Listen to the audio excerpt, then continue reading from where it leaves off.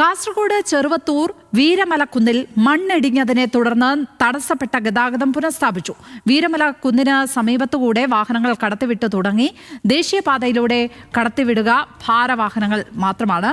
Sareesh P K ചേരുന്നു വിവരങ്ങളുമായി. സരീഷ്, ഗതാഗതം പൂർവ്വസ്ഥിതിയിലായിട്ടുണ്ടോ? വിവരങ്ങൾ.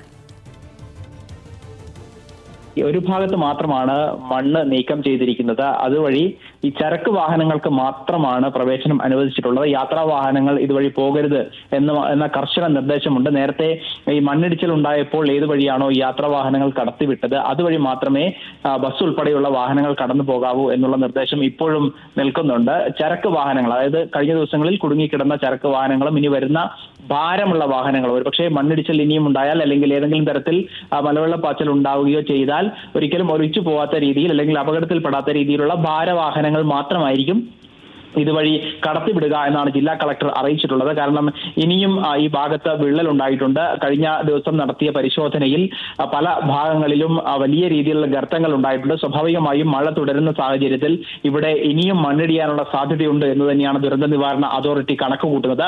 അതുകൊണ്ട് തന്നെയാണ് പൂർണ്ണമായി ഈ വാഹനങ്ങൾക്ക് തുറന്നു കൊടുക്കേണ്ടതില്ല, ദേശീയപാത വാഹന ഗതാഗതത്തിന് തുറന്നു കൊടുക്കേണ്ടതില്ല എന്നൊരു തീരുമാനത്തിലെത്തിയത്. അതിന്റെ ഭാഗമായാണ് ഈ ചരക്ക് വാഹനങ്ങൾക്ക് മാത്രം പ്രവേശനം അനുവദിച്ചിട്ടുള്ളത്. അതോടൊപ്പം തന്നെ ഈ അപകടവുമായി ബന്ധപ്പെട്ട് ആദ്യ റിപ്പോർട്ട് പുറത്തു വന്നിട്ടുണ്ട്. ആ റിപ്പോർട്ടിൽ പറയുന്നത് ഈ കൺസ്ട്രക്ഷൻ കമ്പനിയായ മേഘയുടെ ഭാഗത്ത് ഗുരുതരമായ വീഴ്ചയുണ്ടായിട്ടുണ്ട്. അതിനാലാണ് ഈ വിള്ളൽ ഉണ്ടാവുകയും തുടർച്ചയായി മണ്ണിടുകയും ചെയ്യുന്ന ഒരു സാഹചര്യം ഉണ്ടായത്. ആദ്യഘട്ടത്തിൽ നിർമ്മാണം നടന്നുകൊണ്ടിരിക്കെ മണ്ണിടുകയും ഒരാൾ മരിക്കുകയും ചെയ്തിട്ട് പോലും ആവശ്യമായ മുൻകരുതൽ നടപടികൾ സ്വീകരിച്ചിട്ടില്ല. അതാണ് ഇപ്പോൾ ഈ അപകടത്തിനിടയാക്കിയത് എന്നുകൂടിയാണ് ഈ റിപ്പോർട്ടിൽ പറയുന്നത്. എന്തായാലും ഈ മേഘയ്ക്കെതിരെ ഗുരുതരമായ കണ്ടെത്തലുകളാണ് ദുരന്ത നിവാരണ അതോറിറ്റിയുടെയും ജില്ലാ കളക്ടർ നിയോഗിച്ച വ്യക്തികളുടെ ഈ കമ്മിറ്റിയുടെയും കണ്ടെത്തലിലുള്ളത് അല്ലെങ്കിൽ റിപ്പോർട്ടിലുള്ളത്. സ്വാഭാവികമായും അതുമായി ബന്ധപ്പെട്ട് അടുത്ത നടപടികൾ എന്താകും എന്നുള്ളതാണ് ഇനി കണ്ടറിയേണ്ടത്.